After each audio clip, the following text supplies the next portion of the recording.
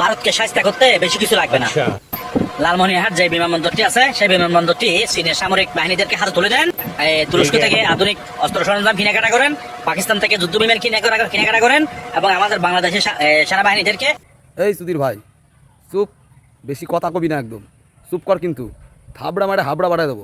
বলেন কি?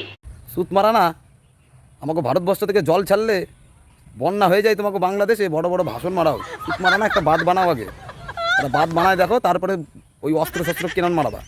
একটা বাঁধ বানানোর মুহূর্ত নাই, তোমরা বারা অস্ত্র মারাও।